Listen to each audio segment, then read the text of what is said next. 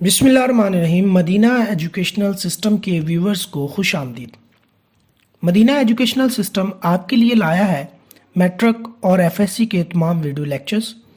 अगर आप हमारे चैनल पर नए हैं तो हमारे चैनल को सब्सक्राइब कर लें, बेल आइकन को प्रेस कर लें ताकि हर नई आने वाली वीडियो आप तक बर वक्त पहुँच सके। और अगर आप अपने एकेडमी या स्कूल के लिए बेहतरीन टेस्ट सिस्टम हासिल करना चाहते हैं तो आप हमसे रब्ता कर सकते हैं। हम आपको topic wise, half book, chapter wise, full book test provide कर सकते हैं।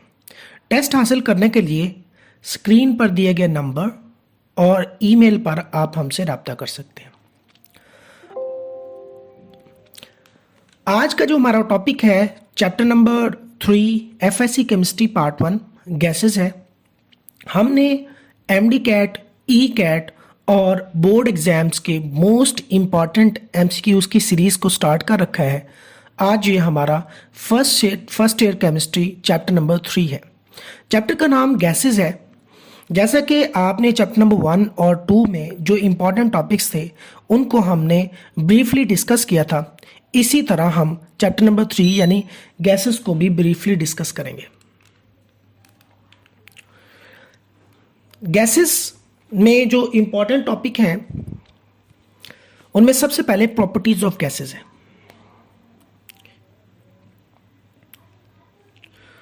प्रॉपर्टीज ऑफ गैसेस में आप देखें कि गैसेस, सबसे पहले तो गैस की ना कोई शक्ल होती है और ना ही इसकी कोई वॉल्यूम ये ऑक्यूपाई करता है। Number 1, gas don't have volume, definite volume and occupy all available space and the volume of the gas is the volume of the container. दूसरी बात, they don't have definite shape and take the shape of the container. Gases की density लो होती है, इसी वजह से ये किसी भी जो लिक्विड है तो उसकी सरफेस पर ही आ जाती हैं। गैसेस डिफ्यूज भी कर सकती हैं, इफ्यूज भी। डिफ्यूज का मतलब कि गैस जो है दूसरी गैस के साथ स्पॉन्टेनियसली इंटरमिक्स हो सकती है, और इफ्यूज का मतलब है कि गैस जो है किसी भी स्मॉल होल से स्पॉन्टेनियसली इजेक्ट कर सकती है। नेक्स्ट, गैस को हम कंप्रेस कर सकते हैं। कंप्रेशन इस तरह कि गैस पर हम प्रेशर अप्लाई करें तो उसकी वजह से गैस के मॉलिक्यूल्स के दरमियान फासला कम हो जाता है, क्योंकि गैस कहते ही उसको है कि ऐसा मैटर जिसमें मॉलिक्यूल्स के दरमियान एम्प्टी स्पेसेस ज़्यादा हों, ऐसा मैटर जिसमें मॉलिक्यूल्स के दरमियान फोर्स ऑफ अट्रैक्शन बहुत कम हो। गैस की सडन एक्सपेंशन, जिसको हम जाउल थॉमसन इफेक्ट कहते हैं, ये बड़ा इंपॉर्टेंट है। Joule Thomson effect, Joule Thomson effect क्या है कि जब भी हाई प्रेशर से गैस को सडन एक्सपेंड किया जाता है तो वहां कूलिंग प्रोड्यूस होती है। और इसके अलावा मॉलिक्यूल्स ऑफ गैस जो होते हैं वो ऑलवेज इन रैंडम मोशन होते हैं और ये कोलाइड करते हैं अपने दूसरे मॉलिक्यूल्स के साथ और कंटेनर के साथ, कंटेनर की दीवारों के साथ, जिसकी वजह से वो प्रेशर एक्सर्ट करते हैं। सेकंड वन हमारे पास है गैस लॉज। गैस लॉज में सबसे इंपॉर्टेंट हमारे पास जो डिस्कस करने के हैं वो है बॉयल्स और चार्ल्स लॉ। बॉयल्स लॉ की सिंपल स्टेटमेंट देखें तो PV is equal to constant है। बॉयल्स लॉ ने टेम्परेचर को कॉन्स्टेंट रखा और कांस्टेंट टेम्परेचर पर उसने कहा प्रेशर और वॉल्यूम एक दूसरे के इन्वर्सली प्रोपोर्शनल है, यानी कि अगर हम प्रेशर इंक्रीज करें तो वॉल्यूम डिक्रीज करेगा, या फिर हम वॉल्यूम को इंक्रीज करें तो प्रेशर डिक्रीज करेगा। ये बॉयल्स लॉ की स्टेटमेंट थी। और इसमें जो इंपॉर्टेंट बात है वो है graphical representation of Boyle's law. क्योंकि टेम्परेचर कांस्टेंट है तो कांस्टेंट को हम, सेम टेम्परेचर को हम आइसो कहते हैं और टेम्परेचर को हम कहते हैं थर्म। तो इससे बॉयल्स लॉ से हासिल होने वाला ग्राफ जो है, जो कांस्टेंट टेम्परेचर पर है, उसको हम आइसोथर्म कहते हैं। इसमें इंपॉर्टेंट बात यह है कि हम प्रेशर को एक्स एक्सिस पर जबकि वॉल्यूम को वाई एक्सिस पर लेते हैं, और इसके नतीजे में आपके पास एक कर्व बनती है जिसको हम आइसोथर्म कहते हैं। इसके अलावा और भी मुख्तलिफ तरह के ग्राफ हैं कि अगर आप टेम्परेचर इंक्रीज करके कांस्टेंट कर दें तो ये जो है ये कर्व दोनों एक्सिस से दूर जाती जाएगी। ये भी एक इम्पॉर्टेंट है। अगर आप क्या करें, अगर आप 1/v और प्रेशर के दरमियान ग्राफ रिप्रेजेंट करें तो ये स्ट्रेट लाइन बन जाती है। क्यों जी? क्योंकि इनवर्स ऑफ वॉल्यूम और प्रेशर एक दूसरे के डायरेक्टली प्रोपोर्शनल आ जाते हैं, और आपको पता है डायरेक्टली प्रोपोर्शनल में हमेशा ग्राफ स्ट्रेट लाइन होते हैं। और अगर आप पीवी और पी के दरमियान ग्राफ आप ड्रॉ करें तो वो आपके पास एक हॉरिजॉन्टल लाइन आएगी जो हमारे पास प्रेशर एक्सिस के पैरेलल होगी। तो ये था इंपॉर्टेंट टर्मिनोलॉजीज किसके बारे में? बॉयल्स लॉ के बारे में। तो बॉयल्स लॉ हमने डिस्कस किया। बॉयल्स लॉ में pressure of given mass of gas is inversely proportional to the volume, या फिर volume of given mass of a gas is inversely proportional to the pressure of the gas at constant temperature. याद रहे कि Boyle's law में temperature को constant रखा जाएगा। Next अगर आप देखें तो हमारे पास चार्ल्स लॉ है, that is volume directly proportional to temperature है। जितना टेम्परेचर बढ़ाते जाएंगे उतना वॉल्यूम भी बढ़ता जाएगा। याद रहे कि यहाँ टेम्परेचर हम केल्विन में लेंगे। अगर आप टेम्परेचर डिग्री सेल्सियस में लेंगे तो ये boils law, Charles law applicable नहीं होगा। चार्ल्स लॉ में जो इंपॉर्टेंट टॉपिक है वो है एब्सोल्यूट ज़ीरो का। एब्सोल्यूट ज़ीरो जो है वो ये है कि at constant pressure the volume of given mass of a gas increase or decrease by 1/273 from original volume at 0 degree centigrade for every 1 degree centigrade rise or fall in the temperature। इसमें derivation के लिए आप देखें तो जो हमारे पास Charles law है उसको हम अगर लिखना चाहें तो हम लिख सकते हैं V1/T1 इक्वल टू V2/T2। तो ये हमारे पास चार्ल्स लॉ है, लेकिन इसमें हम प्रेशर को कांस्टेंट रखेंगे। तो बॉयल्स लॉ में टेम्परेचर कांस्टेंट और चार्ल्स लॉ में प्रेशर को कांस्टेंट रखा जाता है। तो इसकी भी एक्सपेरिमेंटल वेरिफिकेशन है, मूवेबल पिस्टन लेंगे और बाकी सारा प्रोसेस जो है वो आप लोगों ने क्लास में पढ़ा होगा। इसके अलावा स्केल ऑफ थर्मोमेट्री है जिसमें सेंटीग्रेड स्केल है, फ़ारेनहाइट स्केल है या फिर एब्सोल्यूट और केल्विन स्केल है। तो याद रखें कि ये स्केल बड़े इंपॉर्टेंट है क्योंकि चार्ल्स लॉ में आप टेम्परेचर एब्सोल्यूट स्केल में यानी कि केल्विन स्केल में पुट करेंगे। अगर आप ऐसा नहीं करते तो ये लॉ एप्लीकेबल नहीं होगा। इसलिए आपको स्केल ऑफ थर्मोमेट्री याद करने की ज़रूरत है, जिसमें अगर आप कन्वर्ट करना चाहते हैं केल्विन लाना चाहते हैं डिग्री सेल्सियस से, तो डिग्री सेल्सियस में आप 273 डिग्री प्लस करते हैं। और इसी तरह अगर आप डिग्री सेल्सियस से जाना चाह रहे हैं फ़ारेनहाइट से डिग्री सेल्सियस में, तो उसके लिए आप क्या करें, फ़ारेनहाइट डिग्री सेल्सियस टेम्परेचर आप लाना चाह रहे हैं और फ़ारेनहाइट आप क्या करें 5/9 इंटू F-32। तो ये फ़ारेनहाइट से आप डिग्री सेल्सियस में चले जाएंगे और 273 ऐड करके आप केल्विन में चले जाएंगे। इसी तरह इसका अगर उल्ट कर लें 5/9 के बजाय 9/5 कर लें और F में प्लस कर दें 32, तो आप क्या कर सकते हैं, सॉरी यहाँ F की जगह C आ जाएगा तो ये फ़ारेनहाइट में चला जाएगा। तो ये स्केल ऑफ थर्मोमेट्री थे। अभी तक हमने डिस्कस कर लिया properties of gases, Boyle's law, Charles law और इनकी हमने एक्सप्लेनेशन। नेक्स्ट हमारे पास है general gas equation. General gas equation क्या है? PV is equal to nRT। इस इक्वेशन को बॉयल्स लॉ, चार्ल्स लॉ और एवोगाड्रोस लॉ से हमने ड्राइव किया है। उसके लिए हम क्या करते हैं, हम यहाँ देख लेते हैं कि हमारे पास किस तरह हम इसको ड्राइव कर सकते हैं। जी, PV is equal to nRT। तो यहाँ देखें आप, बड़ा इजी है। तो सबसे पहले तो वॉल्यूम जो है वो डायरेक्टली प्रोपोर्शनल है प्रेशर के, ये बॉयल्स लॉ है हमारे पास, बॉयल्स लॉ हम इसको, और उसके बाद सेकंड पर V जो है डायरेक्टली प्रोपोर्शनल है T के, और थर्ड जो है V डायरेक्टली प्रोपोर्शनल है यानी वॉल्यूम ये नंबर ऑफ मोल्स के साथ। इन तीनों को कंबाइन कर लें तो हमारे पास क्या आ जाता है, V directly proportional to N और T और इन्वर्सली प्रोपोर्शनल किसके, प्रेशर के। अगर हम इसको कांस्टेंट लेके आ जाए तो हमारे पास यहाँ पे कांस्टेंट आ जाएगा proportionality constant R N T/P। तो इसको क्रॉस मल्टीप्लाई कर लें, P V is equal to N R T, this is a general gas equation. यहाँ आर जो है, जो यूनिवर्सल गैस कांस्टेंट है, ये बहुत ज़्यादा इंपॉर्टेंट है। क्यों इंपॉर्टेंट है? क्योंकि इसको आइडियल गैस कांस्टेंट कहते हैं और इसके लिए आर की वैल्यू मुख्तलिफ यूनिट्स में मुख्तलिफ हो जाती है। नेक्स्ट हमारे पास एमसीक्यूज है। नेक्स्ट लास्ट जो है वो टॉपिक हमारे पास kinetic molecular theory of gases है। ये थ्योरी जो है ये बयान करती है कि बिहेवियर ऑफ गैसेस को डिस्कस करती है और इसमें कुछ इंपॉर्टेंट पॉइंट्स हैं। पहला पॉइंट तो ये है कि हर गैस जो है वो टीनी मॉलिक्यूल्स पर मुश्तमिल होती है, जिसमें कुछ गैसेस जो होती हैं वो सिंगल मॉलिक्यूल पर भी मुश्तमिल होती हैं, जैसे हीलियम, नियॉन, जितनी भी गैसेस हैं, और कुछ जो है वो 2 एटम्स पर मुश्तमिल होती हैं, कुछ 3 पर, इस तरह।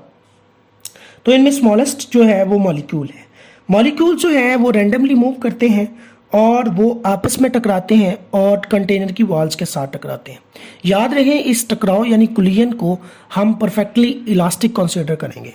नेक्स्ट आपके पास प्रेशर जो एक्सर्ट किया जाता है कुलियन की वजह से, वो क्या होता है, वो ये होता है कि जब भी मॉलिक्यूल्स कंटेनर की दीवारों से टकराएंगे तो वो प्रेशर एक्सर्ट करेंगे और ये कुलियन परफेक्टली इलास्टिक होगा। मॉलिक्यूल्स के दरमियान बहुत ज़्यादा स्पेस होती है, इस वजह से इनको हम कंप्रेस कर सकते हैं। The molecules of the gas are widely separated from one another and there are sufficient spaces among them. उसके बाद सबसे इंपॉर्टेंट पॉइंट जो है आइडियल गैस के लिए, there is no force of attraction between the molecules. और next point है actual volume of the molecule of a gas is negligible as compare to the volume of the gas. तो ये जो last 2 हमारे पास postulates हैं, इन दोनों के दोनों को फॉल्टी पास्टुलेट कंसीडर किया जाता है। एक तो फोर्स ऑफ अट्रैक्शन नहीं है, हालांकि है कि जब हम प्रेशर को इंक्रीज करते हैं तो ये गैस लिक्विड में कन्वर्ट हो जाती है, इसका मतलब इसमें कुछ ना कुछ फोर्स ऑफ अट्रैक्शन डिवेल्प हो जाती है। और दूसरी बात, अगर वॉल्यूम जब हम प्रेशर बहुत ज़्यादा इंक्रीज करते हैं तो किसी भी गैस के मॉलिक्यूल का वॉल्यूम को हम निगलेक्ट नहीं कर सकते। उसके बाद मोशन जो होती है imparted to the molecule by gravity is negligible as compared to the effect of the continued collision between them। तो जो ग्रेविटी की वजह से उनके दरमियान मोशन हो रही होती है उसको हम निगलेक्ट कर देते हैं। और इसके अलावा average kinetic energy of the gas molecule varies directly to the absolute temperature of the gas, जिसको हमने नेक्स्ट में पढ़ा था काइनेटिक इंटरप्रिटेशन ऑफ टेम्परेचर। तो ये तो हमारे पास था kinetic molecular theory of gases. Last हमारे पास आइडियल गैस इक्वेशन है। तो जनरल गैस इक्वेशन को हम आइडियल गैस इक्वेशन कंसीडर करते हैं, लेकिन इसमें हम ये करते हैं कि हम प्रेशर और वॉल्यूम की करेक्शन करते हैं, यानी कि जो 2 फॉल्टी पास्टुलेट्स हैं उनकी हम करेक्शन करते हैं और हम इजाफी नॉन आइडियल की इक्वेशन के लिए इजाफी 2 फैक्टर्स ए और बी को ऐड करते हैं। तो ये तो वो इंपॉर्टेंट टॉपिक्स थे जो इस साल एमडी कैट के स्मार्ट सिलेबस का हिस्सा है।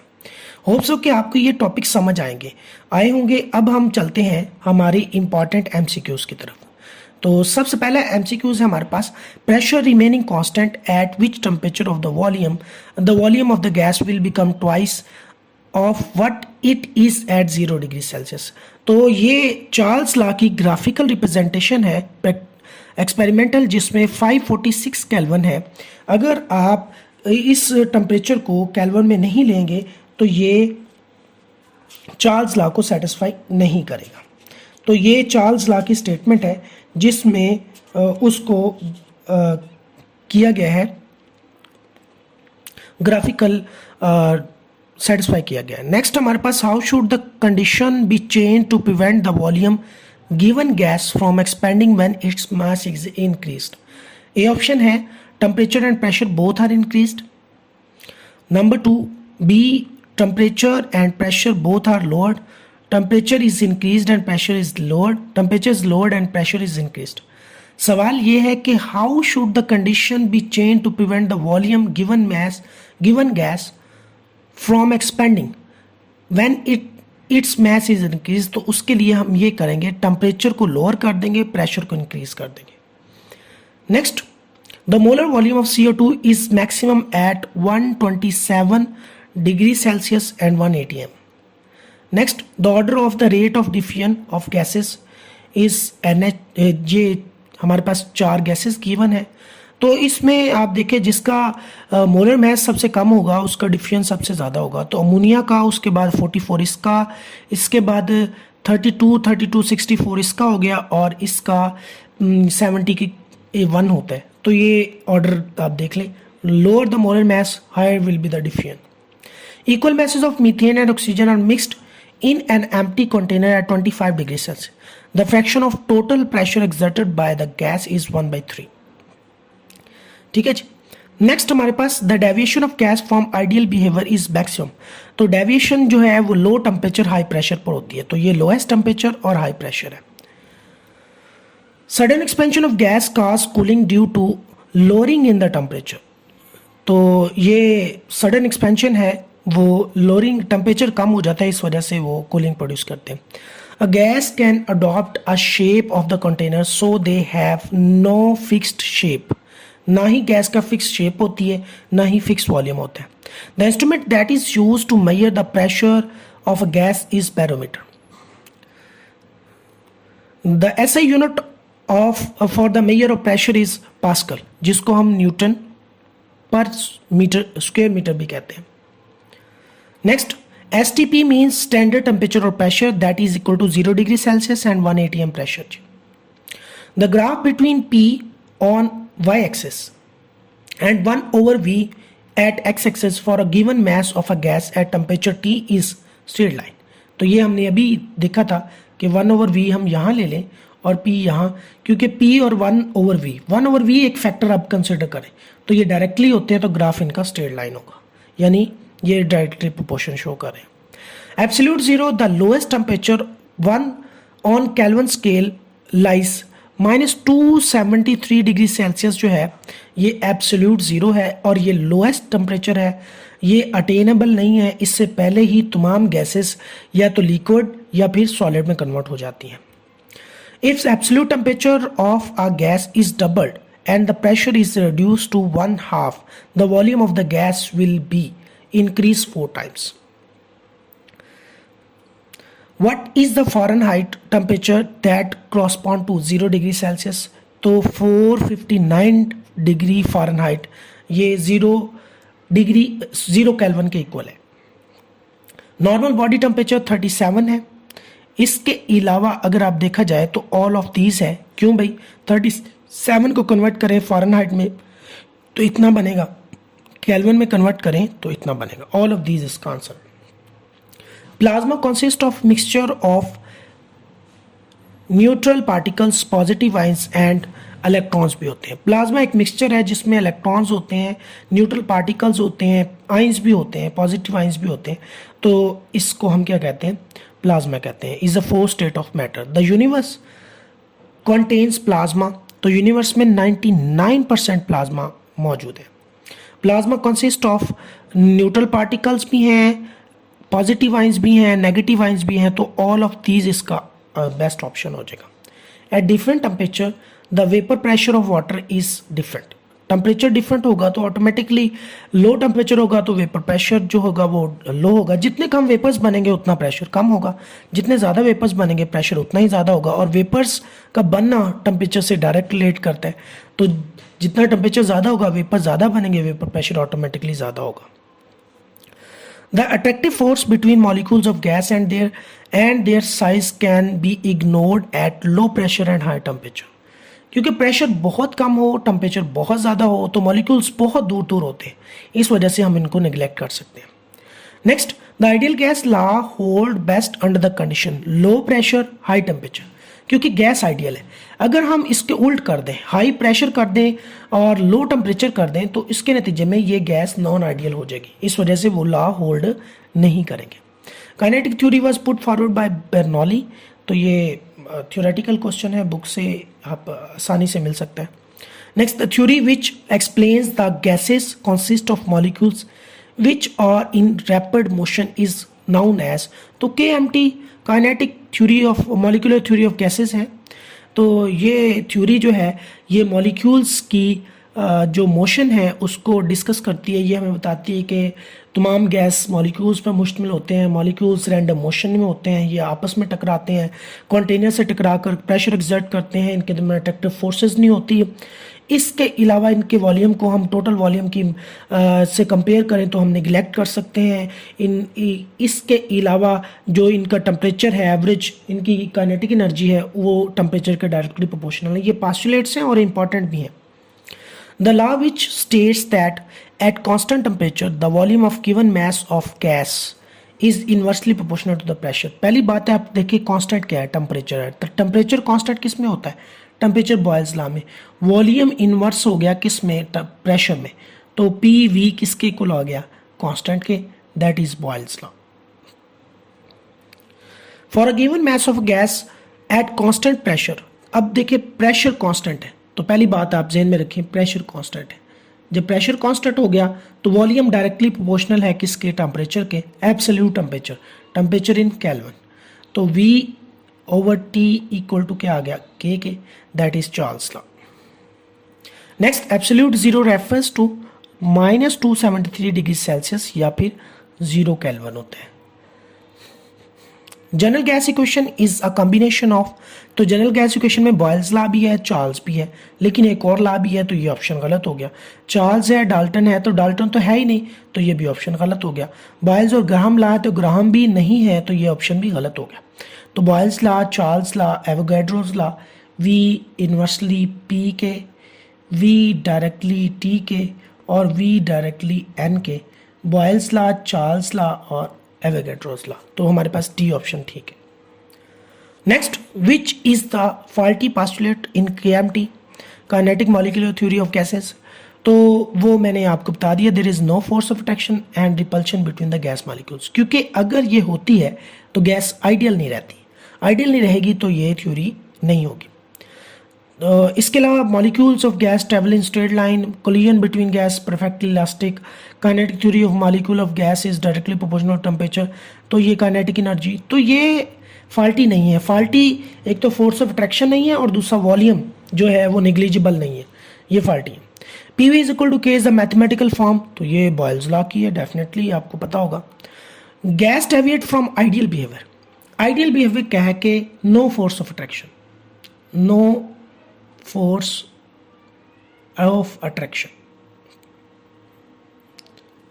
तो अट्रैक्शन नहीं है तो आइडियल है। अब अट्रैक्शन कब होगी? आप प्रेशर इनको इंक्रीज कर दें और टेम्परेचर को आप क्या कर दें? टेम्परेचर को आप डिक्रीज कर दें, प्रेशर को आप इंक्रीज कर दें, तो लो टेम्परेचर हाई प्रेशर ये डेविएट कर जाएंगे।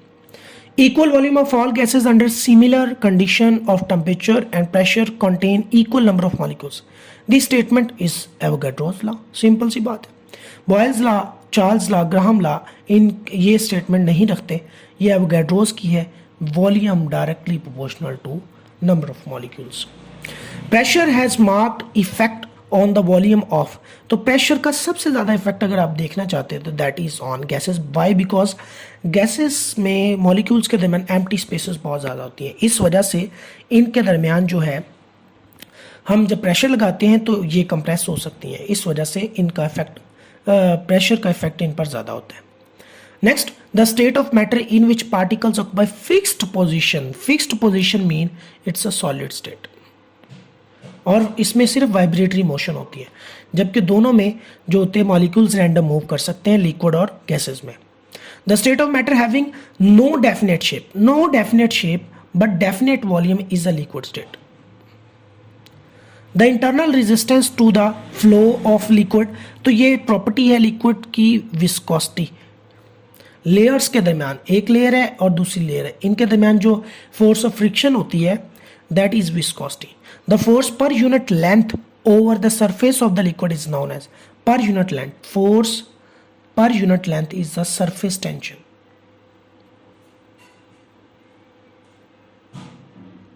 This is option. The rise or fall of a liquid within a tube of a small bore is called Kepler reaction. Next हमारे पास नॉन वेटिंग लिक्विड फॉर्म्स, ये convex मैनिक्यूस बनाते हैं। तो देखें, अगर नॉन वेटिंग होंगे तो कन्वेक्स और वेटिंग होंगे तो कनकेव बनाएंगे। Next, the device use to measure the viscosity that is Ostwald viscometer.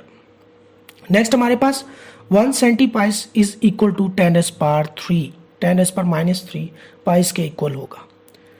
Next हमारे पास surface tension is denoted by that is equal to gamma.